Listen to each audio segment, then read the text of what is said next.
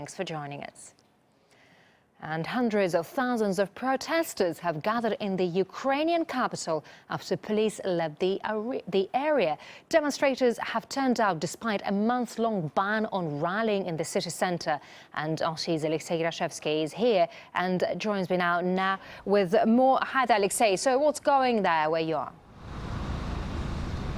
Well, what's happening right now in Kiev is nothing short of extraordinary. Hundreds of thousands of people are now in the streets, enraged by the Friday night's violent dispersal of a peaceful protest at the Independence Square. The protest, which was initially about the government refusing to sign the free trade zone with the European Union, now it's all about the people's rage with the fact that the government sanctioned the dispersal of the rally, even though the government and the president and the prime minister, they're all denying that they were the ones who sanctioned this dispersal. Right now, the protesters have overtaken the Independence Square, the place where they were pushed away from on Friday night.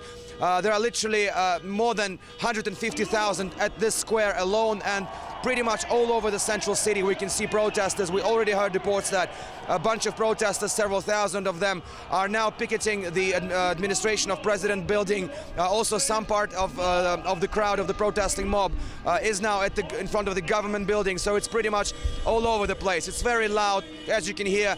Cars are honking, and the atmosphere is pretty tense because we don't see the police in the streets. There's no riot police, there's no heavy police presence in the streets, but this can go either way at any moment, especially if provocations take place. And there's already been reports of provocations with people, with some protesters, masked protesters, trying to enter the city administration building. Now, all these protests, all these civil rage comes after a very turbulent week for Ukraine, both in the streets and politically, after the country's government refused to sign the association deal with the European Union. In my report, I've summed up the facts of this week for Ukraine. Let's have a listen. From smiles to hostiles. After Kiev said last week it would not be signing a free trade pact with Europe, EU officials were jumping out of their skin to persuade President Yanukovych.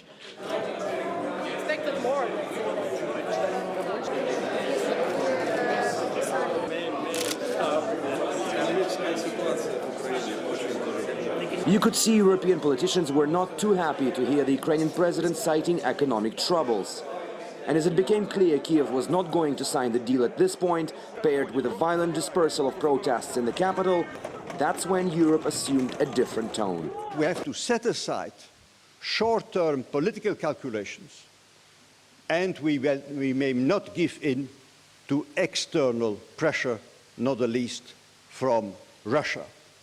Such tactics from Europe, which had been accusing Russia of pressuring Ukraine not to sign the free trade pact, raised some eyebrows. They should really stop using the methods of the Cold War. They are blackmailing Ukraine. Add that to the EU offering no compensations to Ukraine for potential economic losses, which could have been catastrophic. In practical terms, it would be a disaster for the Ukrainian people. It would mean gas prices going up, it would mean prices going up, unemployment going up, deindustrialization. So I think Yanukovych really didn't have a choice. The EU deal is a very bad one. Ukraine already has a staggering foreign debt of 136 billion euro, and just modernizing factories to EU standards would have cost a staggering 100 billion or more. But the people in the streets cared little about such implications. We deserve to be in Europe. The deal would have allowed us to get better education in Europe. During the week, Kiev's central square was the stage of the mass protest of those supporting Euro integration and opposing President Yanukovych's decision not to sign the Euro association deal in Vilnius. And even in a typically violent dispersal of their week-long sit-in on Friday night, with dozens detained and injured, did not stop the protesters. Viktor Yanukovych still insists the deal with the EU will happen, most likely in early 2015. But after riot police thumped peaceful protesters, thousands are converging on the capital Kiev to join the opposition's calls for Yanukovych to hand over the reins. Alexei Rashevsky, RT, reporting from Kiev in Ukraine. And here's why the Ukrainian government is under pressure now. Thousands of protesters, as well as the opposition in parliament, want to move the country towards Europe. But the government thinks that's premature, saying Brussels is not offering perks like membership and the privileges most Europeans enjoy. Then there's a belief that life closer to Europe would be cheaper, but the government warns the deal would actually damage the economy for little compensation. The opposition still insists Kiev should resist pressure from Moscow, but close economic ties with Russia, including a free trade zone, a shared business landscape and increased exports aim to pull the states together. And Paul Natal, an MEP for the UK Independence Party, says while the EU's ultimate goal is integrating Ukraine, not everybody will be happy to see that happen. They don't know enough about the problems that Europe has.